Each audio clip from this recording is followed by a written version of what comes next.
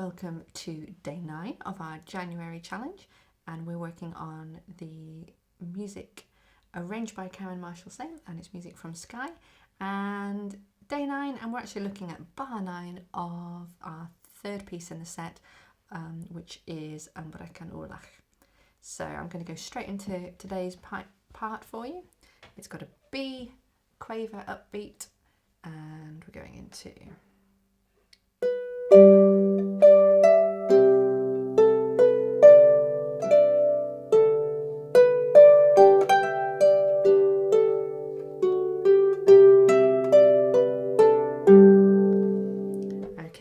I did just play a slight incorrect note there, which you'll hear when we put it back together.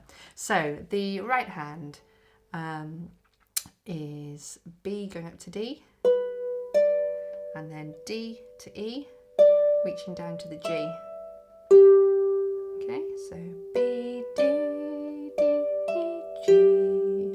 And as we do those, the left hand is on G, and there's a crotchet rest there, so damp and then down to the C. So I'm doing those with an open hand personally. So okay, moving on, the right hand A, B, D, and then we've got the grace note to the D. So A, B, D, grace note from above and down to an A there. Okay, left hand is on a D octave, finger 4 there, thumb on here. I've gone back to the closed hand shape and I play the 4 and then I damp that 4 as I play the thumb. On the music you've got a little cross and a 4 in brackets, so it's reminding you, much like we did a couple of days ago back in bar 2 of this piece. So you play the low note and then damp it as you play the high note, and this time it's particularly handy because you need to play that note again, so your finger's already on it, so it's really, really clean. Okay, let's put that from the beginning of today's part. So the upbeat quaver into bar 9, 3 and 4.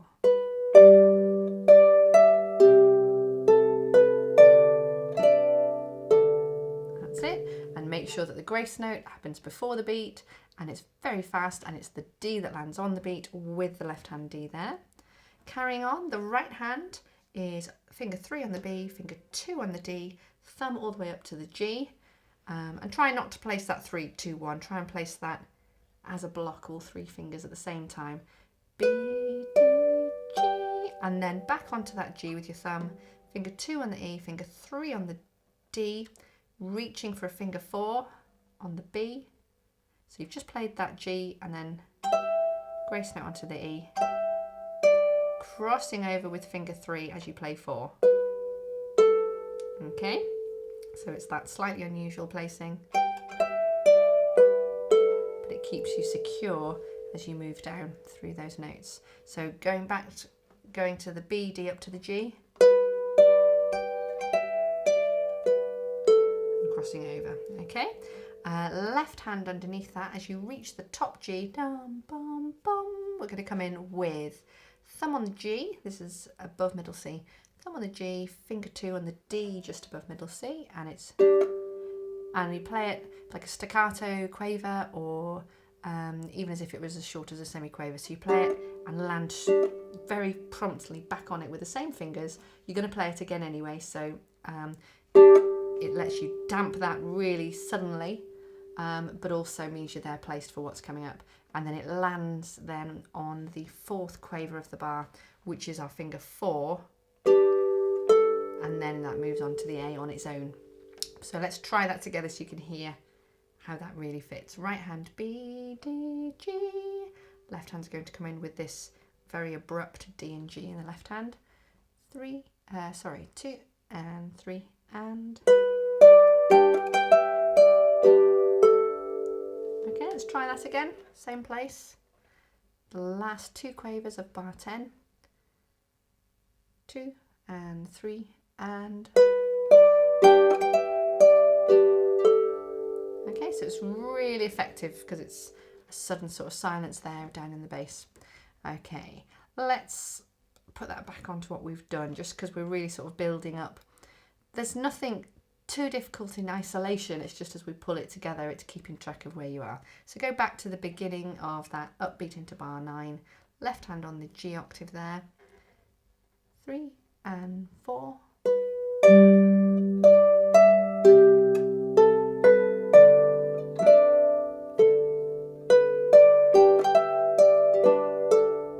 Okay, carrying on then into our last bar, we've got third finger on the E, finger 2 on the G, swapping to finger 3 on the G, thumb up on the E, thumb slide again, D, B, A, G. Okay, that's very similar to other parts that we've done, very similar to how day 7 ended, more or less, finger-wise. So E, G, G, E slide, D, B, A, G. Okay, left hand underneath that. C octave, C going up, and you just let that low note vibrate this time, and then finishing with a G down to a D. Okay, so C, G, D, G. Okay, so C, C, D, G going down there. And putting that together, the right hand leads in with the 3, 2. Notice the thumb's not on anything. And then we go on to 3, 1. Okay, left hand's ready on these C octaves.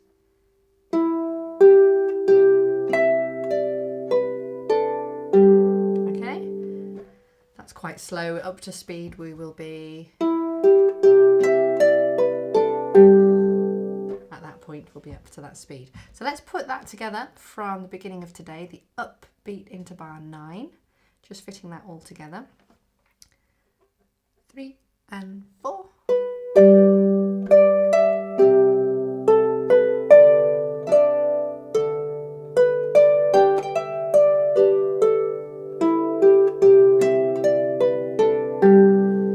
Okay, now there aren't any repeat marks written here. Not on my copy, but Karen says that she would actually then go back to the top of that page and play that through at least twice, that she would play it through, if not maybe even 3 times. And it moves at quite a speed, this piece. And then the final time that she plays it, she recommends that rather than finishing with a D, G in that left hand, that she would actually finish with an octave, G, G, there. So I'm just going to play that. I'm going to play today's section as if it was for the very last time, finishing off the whole piece. So I'm going to do a G octave down at the bottom there, in the same timing as we were doing the D, G, but it'll be a G octave. You'll hear it now. So here we go. This is the lead up into bar 9, as if we've already repeated this page several times, and this is the last time we're doing it. 3 and 4.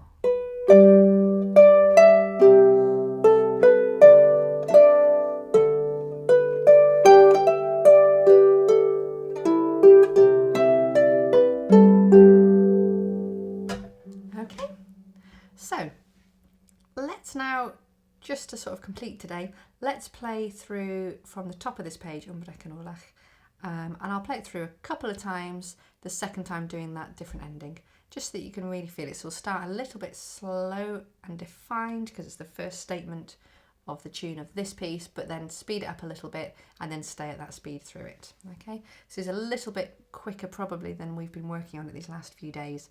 I've just had it down a notch while we've been thinking about all these notes, so just so that you can hear that. So this is the top of the page, 3 and 4.